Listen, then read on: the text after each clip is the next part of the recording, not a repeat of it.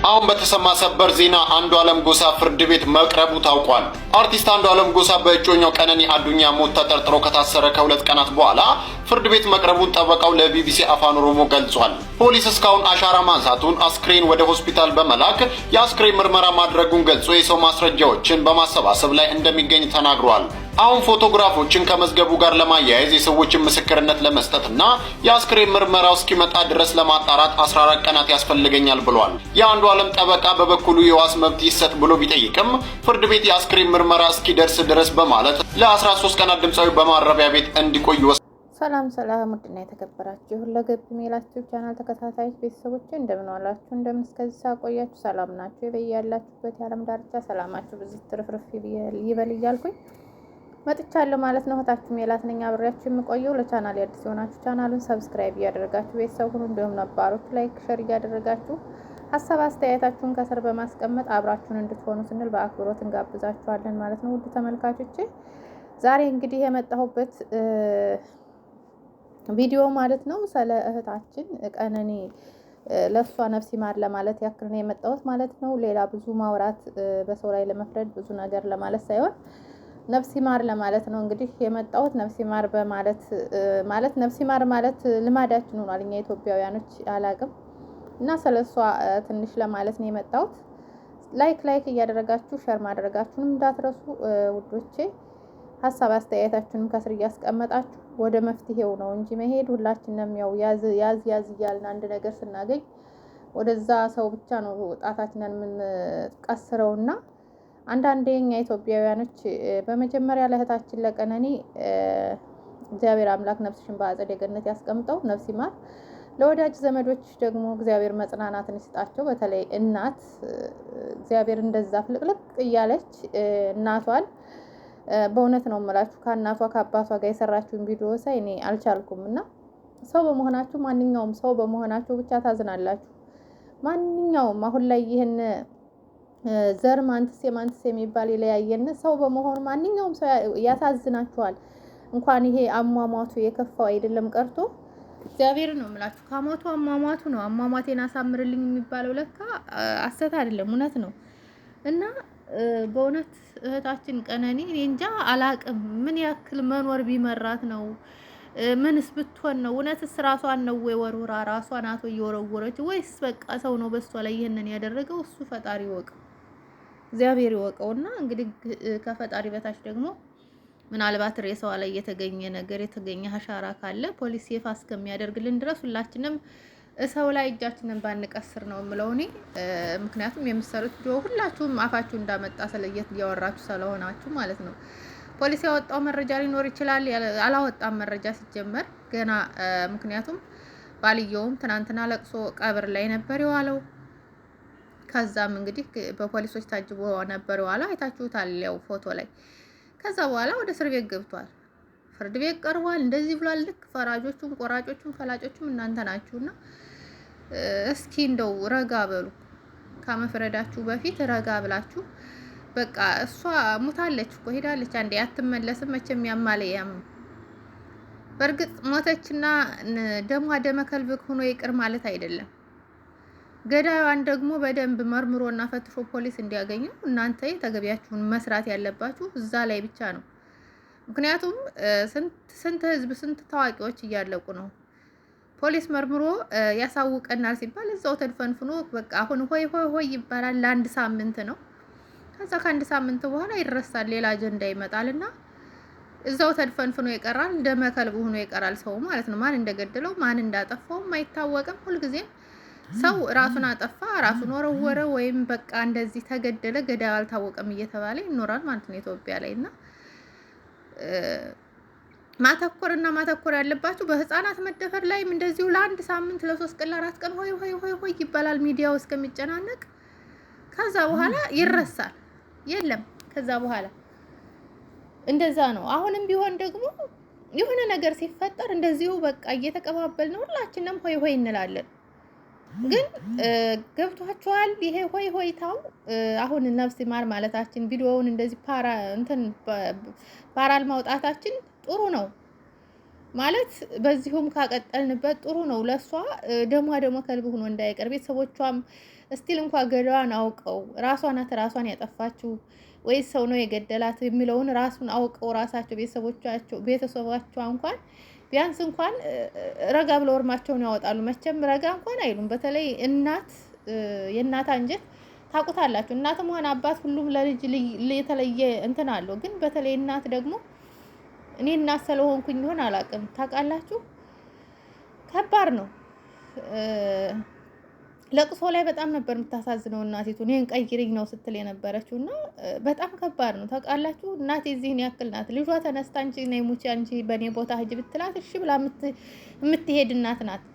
ምክንያቱም ለልጃችሁ ላይ ምንም ነገር እንዲመጣ አትፈልጉም አይደለም። እንደዚህ አሟሟቱ የከፋ ቀርቶ አይደለም ቀርቶ ሳትታመም ውሃ ሳትግታት ምን እንደሆነ ሳታውቅ ሞተችልሽ ብቻ ነይ ወርቃ ሞተችልሽ፣ ራሷን አጠፋች ሞተችልሽ ተብላ ተጠርታ ስትመጣ ምን ያክል ልብ እንደሚሰበር ምን ያክል እንደምትጎዳ ያው ሁላችንም እናውቃለን። እና እናትየው አባትየው ማጥናናት ካጠገባቸው ሆነው ልጅቷ ደግሞ ትክክለኛውን ፍርድ ማለት ትክክለኛውን ፍትህ እንድታገኝ በሰው እጅ ካሆነ የጠፋችው ራሷን ካለፈነ ያጠፋችው እሷ ራሷ ናት ያጠፋችው ነው ወርቃን የተገኘችው ነው እንደዚህ ብሏል ሰውየው ባልየው እንዲህ ብሏል እያላችሁ ሁላችሁም በያፋችሁ እያወራችሁ ነው። ሁሉም ሰው እየተናገረ ነው። ረጋ በሉ። ግን ሁሉም በየሚዲያው አሁን ደግሞ ምን እያላችሁ መታችኋል? የቤት ሰራተኛዋ መረጃ ይዛ ወጣለች። ኧረ ተው ግን እውነት እኔስ እንደ አንዳንዴ የምናገረው ነገር ይጠፋኛል። እንደው ምን አይነት ሰዎች ነን እኛ ግን? ኧረ እንደው እናስተውል፣ ማርያምን እናስተውል። እዛ ጋር የተጎዳው ሰው እያለ በዳር ያለው በቃ ይሄ ሚዲያ ማሟሟቂያ የሚዲያ አንቺ ምን እያረግሽ ነው ልትሉ ትችላላችሁ። እኔ ግን እውነት በቃ ከሞተች ጀምሮ ስቲል እንኳን ቪዲዮ መስራት አልፈለኩም ነበር። ግን ነፍስ ይማር ማለት አለብኝ። ሚዲያ አለኝ፣ እንደ ሚዲያ ዩቲዩብ አለኝ፣ የራሴ ሚዲያ አለኝ አይደለ? ነፍስ ይማር ማለት አለብኝ ግዴታ ስለሆነ ግዴታ ዜጋዬ ናት። ነፍስ ይማር ማለት እንኳን አለብኝ። ቪዲዮ መስራት አለብኝ ብዬ ነው ዛሬ ይሄን ቪዲዮ እየሰራሁ ያለሁት እንጂ በእውነት ነው የምላችሁ። ምንም ማጋጋልም እንትን ማለትም እንደው በቃ ጸጥ ብዬ አዳምጣለሁ። አንዳንድ ንዝዝ ያደርጋችኋልና አዳምጣለሁ ምን እንደሚሉ። ሁሉም የየራሱን እንትን ይዞ ነው አጀንዳ ይዞ ነው የሚወጣው። ሁሉም የየራሱን በቃ አቅጣጫ እንዲህ አለ። ያልተፈጠረውን ከየት እያመጡት እንደሆነ አላውቅም። እንዴ እነሱ ፍርድ ቤት ውስጥ ነው ያሉት? ቃልም ጠየቅ ነው የሚጠይቁት እዛ ሄደው ወይስ መቃብር ላይ ካሜራ ይዘው እየተሯሯጡ እንደሚቀርጹት እዛም ሄደው ፍርድ ቤትም ሄደው እየቀረጹ ነው? እንዴት ነው ነገሩ? ከየት ነው የሚያመጡት መረጃውን አላውቅም። እና የቤት ሰራተኛዋ እውነታውን ተናገረች። አዳምጡን ምናምን እኔ እንደው አላዳመጥኩትም እንጂ በእውነት ነው የምላችሁ ብዙ ነገር እየተባለ ነው የማይወራ ሁሉም በየአፉ ብዙ ነገር እያወራ ነው። ግን እዚህ ጋር እህታችን በቃ ብዙ ነገር ሁሉ አንዱ እንደዚህ የተጣጣፈችው ቴክስት ተስፋ ቆርጫለሁ መኖር አልፈልግም በቃ እኔ ምናምን እንደገና ደግሞ በቃ አይደለም 45 ኪሎ ነኝ እንደዚህ በቃ እኔ ተስፋ የለኝም እኔ እንደዚህ ነኝ እያለች የተጻጻፈችውን እያለች በኦሮምኛ የተጻጻፉትን በአማርኛ እየተረጎሙ ሲያነቡት ነበር ቲክቶክ ላይ። ሌላው ደግሞ በዛ ኮሜንት ስር እየገቡ እኔም እከተልሻለሁ እኔም በቃ ያንቺ መንገድ አንቺ ታድለሽ እንደዚህ ቆራጥ መሆንሽ ታድለሽ ምናምን ብዙ ነገር እንደዚህ እያላችሁ የጻፋችሁ የተባላችሁ ነበር እንዴ። እናንተ ግን ይሄ የምድሩን ስቃይ አልበቃችሁ ብሎ ሰማይ ቤት ሄዳችሁ መሰቃየት ትፈልጋላችሁ እንዴ? ማርያም ሰማይ ቤት ሄዳችሁ መሰቃየት ትፈልጋላችሁ? ምን ነው እግዚአብሔር የፈጠረውን ራሱ እስከሚወስደው። በእርግጥ አሁን እርስ በርስ እየተጨራረስን ነው ኢትዮጵያ ላይ። ምንም እግዚአብሔር የፈጠረን እግዚአብሔር ራሱ እስከሚወስደን ድረስ እየጠበቅን አይደለም፣ እርስ በርስ እያለቅን ነው። ወገኖቻችን እያለቁ ነው። ወገኖቻችን እየተጨፈጨፉ ነው። ያለምንም አበሳቸው ያለምንም ስቃያቸው እየተጨፈጨፉ ነው። ግን ቢያንስ እንኳን ሰላም ቦታ ያላችሁበት ሀገር ማለት እንደዚህ በሀሳብ በሌላ በተለያየ ነገር ወይም በፍቅር ሊሆን ይችላል ወይም በትዳር አጋራችሁ ሊሆን ይችላል በተለያየ ነገር ሁሉም የየራሱ እንትን ስላለው ማለት ነው። በተለያየ ነገር ምናልባት ሊከፋችሁ ብዙ ችግር ሊደርስባችሁ ይችላል። ግን ሁላችንም የምናምነው አምላክ አለን። ሙስሊሙም ክርስቲያኑም የየራሱ ሃይማኖት አለው። በራሱ ሃይማኖት ወደ ሃይማኖት ዘወር ብሎ መጸለይ ነው ያለበት። እኔም ተስፋ ቆርጫለሁ፣ ጎበዝ ነሽ፣ አንቺ ቆራጥ ነሽ፣ በቃ አንቺን መከተል ፈልጋለሁ ምናምን እያላችሁ የምትጽፉ ለዛውም የቤተ ክርስቲያን ልጆች ናችሁ ደግሞ ተብላችኋል። እኔ አላየሁም እዛ ላይ አምጥተው ሲያወሩ ነው የሰማሁትና ለምንድን ነው ይሄንን መጽሐፉስ አስፈላጊስ ነው ወይ እናንተስ አነጋገራችሁ ወይስ ሐሳባችሁ ትክክለኛ ነው ወይ? አይባልም። ሰይጣን ጥሩ ነገር አስቡለት እንጂ ጥሩ ነገር አስባችሁ አሸንፉት እንጂ መጥፎ ነገር እያሰባችሁ እሱ እንዲወሰውሳችሁ ወደዛ ነገር እንዲገፋፋችሁ አታድርጉ። እቺ ልጅ እውነት በራሷ ላይ ፈርዳ ራሷን ጥላ ከሆነ ከአምስተኛ ፎቅ ማለት ነው የገፋፋት ነገር አለ። ምክንያቱም ገና አስቀድማ እውነትም ከሆነ ይሄ የምትጣጻፈው ቴክስት የነበረ ከጓደኛዋ ጋር አስቀድሞ ከስንት ወር በፊት የነበረውን ቴክስት ነው ያወጡትና ያን ሁሉ እያደረገች ከነበረ እንግዲህ በዛ ክስተት ወይም እንግዲህ ምናልባት ከሱ ጋር ደውላ ተነጋግራ ሊሆን ይችላል። በቃ አንዳንዴ ተስፋ ስትቆርጡ እሱን ላለማየት የሆነ በቃ አለ አይደለ በትዳራችሁም ሆነ በተለያየ ነገር ደስተኛ ሆናችሁ ላትኖሩ ትችላላችሁ። ለውስጥ ለውጭ አልጋ ለቤት ገጋ የሚባለው ውስጥ ላይ በጣም እየነዘነዘ የሚያቆስላችሁ ባህል አለ። በተለይ ኢትዮጵያውያኖች በጣም ሴቶችን የምታሰቃዩ አላችሁና ሴቶችን በዛው ልክ ወንዶችን የሚያሰቃዩ አሉና ያ ሁሉ ስቃይ ከሚበዛ ተለያይቼ ለምን እንደው ሲንግል ሁኜ ለምን አልኖርም እድሜ ልኬን ማለት ነው ሳላገባ ቁሜ ለምን አልቀርም? እንደዚህ ከሆነ በሰው ሀገር በተክልል ተጋብተው እንደዛ አርዷት መሄድ በሀገራችን አብረው እየኖሩ እንደዚህ ራሷን በቃ ተስፋ በመቁረጥ በትዳሯም ሆነ በምን እኔ እንግዲህ ያንን ሚዲያ እንደሚያወራው እንጂ ያየነው ነገር የለም አይደል እንዴ? ራሳቸውን ማጥፋት ገና ብዙ ነገር የሚጠበቅባቸው ለሀገር ብዙ ነገር ማድረግ የሚላቸው ገና ብዙ ነገር ራሳቸውን ማጥፋት። ይሄ ነገር ግን አግባብ ነው ወይ እንዴ? ይቺ ልጅ እውነትም ራሷን አጥፍታ ከሆነ ሰው ከሆነ ገፍቷት ገፍጥሯት ጥሏት ሰው ከሆነ እንትን ያለው ኃጢአቷን ጠራርጎ ወሰደላት። እንደውም የሰራችውን ኃጢአት ማለት ነው። ራሷ ከሆነች ያጠፋችው ግን ራሷን የሆነ ከወረወረችው እድሜ ልኳን እሳት ውስጥ ነው የምትቀመጠው። በምንኛው ስራው ማለት በምንኛው ስራችን ገና እኛ እንኳን ለንስሐ ሞታ አብቃን እባክህ አምላኬ እያልን የምንጸልይ ሰዎች አሁን ድጋሚ እኛ ያንቺን እንትን እንከተላለን። የሆነ ሰው ራሱን ሲያጠፋ ከተባለ እኔም እከተልሻለሁ እኔም ያንቺን እንትን ነኝ እኔም ያንቺ ሁሉም እዛ ጋር እየመጣ የሚጽፈው ኮመንት ሞኞች ናችሁ ልበል አንዳንዴ። ምን ነው የምድሩ ስቃይ አይበቃንም እንዴ? የምድሩ ስቃይ ይበቃናል። ቢያንስ እንኳን በሰማይ ቤት እንኳን ሄደን እድሜ ልካችን የምንኖርበት እዛ እኮ እዚህ ምድር ላይ ብዙ ነገር ብንሰራ ብዙ ኃጢአት ብንሰራ ሰውን ብናጠፋ ምንም ብንል ምናልባት ወደ ራሳችን ተመልሰን ፈጣሪያችን መቼም ይቅር ባይ ነው ይቅር በለን ብለን ተጸጽተን ፈጣሪያችንን ካለመን ነው ከዛ ኃጢአታችን ልንነጻ እንችላለን። ከሞትን በኋላ ግን ተመልሰን እስኪ ይሄንን ኃጢአቴን አስተካክዬ እመለሳለሁኝ እባክህ አምላኬ መልሰኝ ብለን አንመለስም እኮ። አንደኛችንን ጠቅላላን እኮ ነው የምንሄደው ወደዛ ስንሄድ ተመልሼ ይሄንን ነገር አስተካክዬ እመጣለሁ እባክህ አምላኬ መልሰኝ ብትሉት አይመልሳችሁም። መቼም ሄዳችኋል አይደል እንዴ? ስለዚህ ከመሄዳችሁ በፊት ራሳችሁን በራሳችሁ አታጥፉ። ለህይወታችሁ መጥፊያ ሰበብ አትሆኑ። ሰይጣንን በቃ እንዲገፋፋችሁ መንገድ አታብጁለት፣ መንገድ አትስጡት። እውነቴን ነው የምላችሁ፣ መንገድ አትስጡት እንዴ በዛ። አሁንማ እግዚአብሔርን በቃ በተለያየ ጊዜያት በቃ እንደዚህ ራሷን አጠፋች ነው፣ ራሷን ገደለች ነው፣ ራሷን ጣለች ነው፣ ራሷን እናንተ አይደብራችሁም እንዴ? አይደብራችሁም?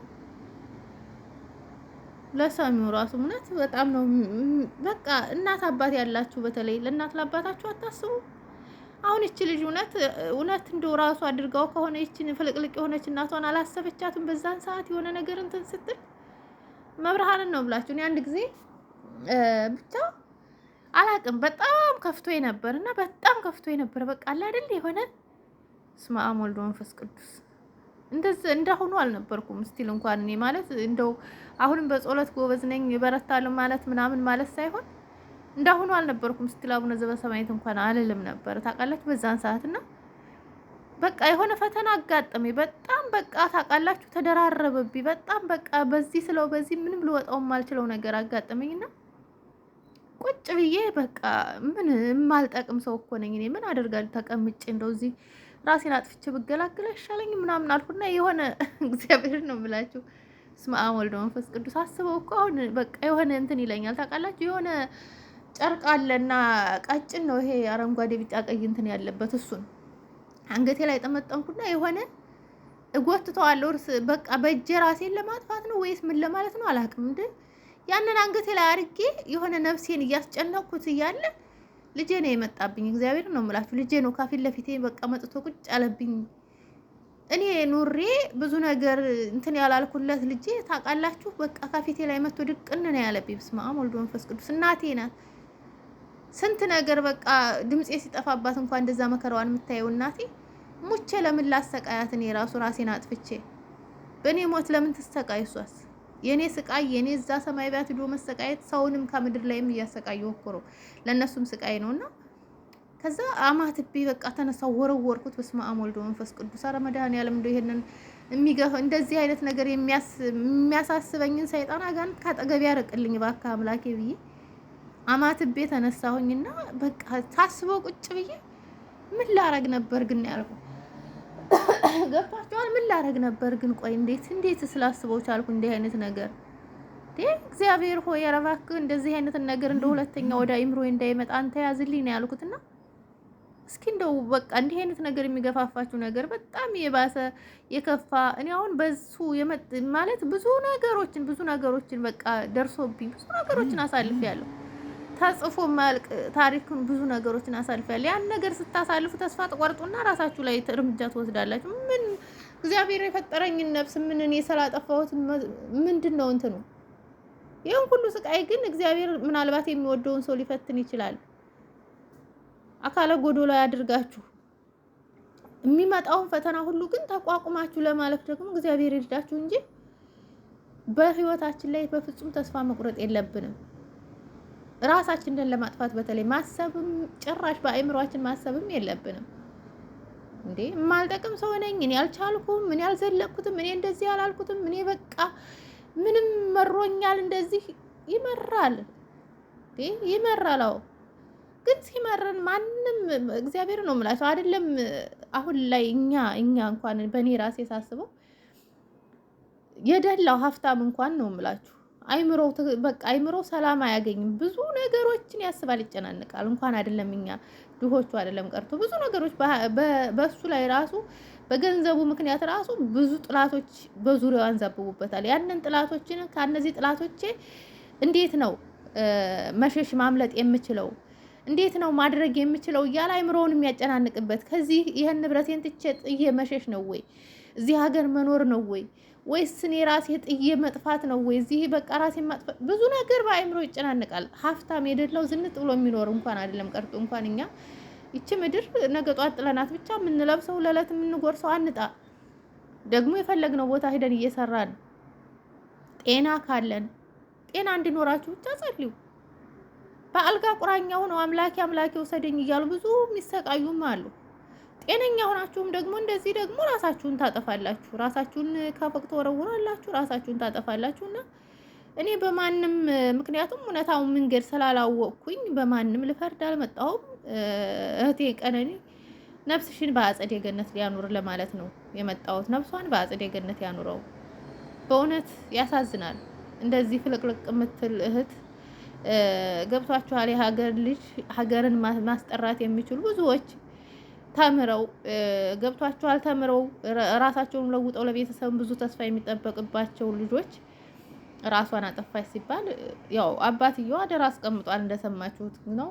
አስተርጉመው ኦሮምኛ ለማችሉት አስተርጉመው ነግረዋችኋልና አደራ የምለው በቃ የልጅ ገዳይ ተድፈንፍኖ እንዳይቀር ነው ያሉት እሳቸውና እሱን ነው መታገል። ሁለተኛ እንዳይደገም ከባድ እርምጃ እንዲወሰድበት በእንደነዚህ አይነት ሰዎችን እንደዚህ አድርገው ህይወታቸውን ባጭሩ የሚቀጥፉን ሰዎች እርምጃ እንዲወሰድባቸው እዛ ላይ ነው አበክራችሁ መስራት እንጂ ግን ዋሽታችሁ አትስሩ። ቪዲዮ ዋሽታችሁ እንዲህ ብሏል እንዲህ ተፈርዶበታል፣ ለፍርድ ቤት ቀርቧል፣ እንዲህ ብሎ ተናገረ፣ እንዴት ደፈረ፣ ይሄን ለማለት እንዴት ቻለ ምናምን። እኛው ፈራጅ እኛው ቆራጭ ነንና አንፍረድ። አይተን ብናወራም ይሻላል። ትልቁ ነገርን የምለው አይተን እናወራ። ሳናይ ብዙ ባንፈርድ በሰው ላይ መልካም ነው ብዬ አስባለሁኝና ብቻ አላቅም ምን እንደምላችሁ። እውነት በጣም ነው ያሳዘነችኝ። በተለይ እናቷ እሷስ መቼም አንዴ ራሷን አጥፍታለችና ፈጣሪ ድረስላት ነው የምለው። ስለተከታተላችሁኝ ከልብ አመሰግናለሁ። በሌላ ቪዲዮ እስከምንገናኝ ሰላማችሁ ብዝት ትርፍርፍ ይበል። እህታችሁ ሜላት ነበርኩ አብሬያችሁ የቆየሁት። ባይ ባይ። ሰላም ሁኑልኝ።